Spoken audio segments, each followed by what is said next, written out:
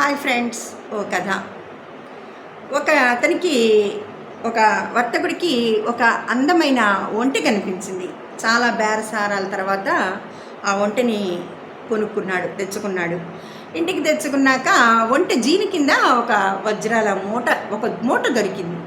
ఏంటా అని చూస్తే తళతళ మెరుస్తున్న వజ్రాలు రత్నాలు ఉన్నాయి అందులో.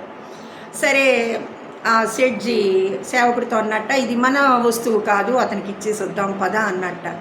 ఇది అతనికి ఇవ్వకపోయినా ఇప్పుడు మన ఎవరు పట్టించుకోరండి, మనకి ఎవరికి తెలియదు, ఉంచుకుందాం అన్నాడంట సేవకుడు.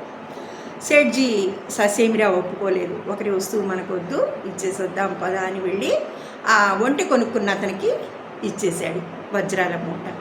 అతను ఏమిటి ఇది అంటే, మీరు నాకు అమ్మిన ఒంటె జీని కింద దొరికిందంటే, చాలా సంతోషం, నిజంగానే నేను జీని కింద వజ్రాల మూట మర్చిపోయాను అన్నాడట.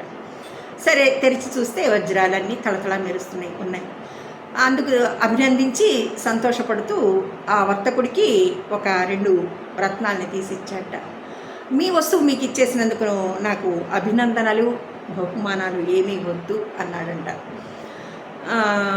అందుకు చాలా సంతోషపడ్డాడు మళ్ళీ ఆ ఒంటెలు అమ్మిన అతను. కానీ మీ నుంచి నేను అప్పటికే 2 రత్నాలు తీసుకున్నాను అన్నాడట. అవునా, 2 రత్నాలు నాకు నన్ను నా సంచిలోంచి తీసుకున్నావా అని కోపం నా శాళానికి అంటింది ఆ ఒంటె అమ్మినతనికి. అవును మిత్రమా, నేను మీ నుంచి 2 రత్నాలు తీసుకున్నాను. అది ఒకటి నీతి, రెండవది నిజాయితీ. ఈ 2 కనుక మనిషికి ఉంటే అంతకన్నా ఐశ్వర్యవంతుడు ఇంకెవరు ఉండరు కదా అంటూ చెప్పి నిష్క్రమించాడు. చాలా సంతోషపడ్డాడు ఆ ఒంటెలమ్మిన వర్తకుడు. ధన్యవాదములు. మీ హిమబాల.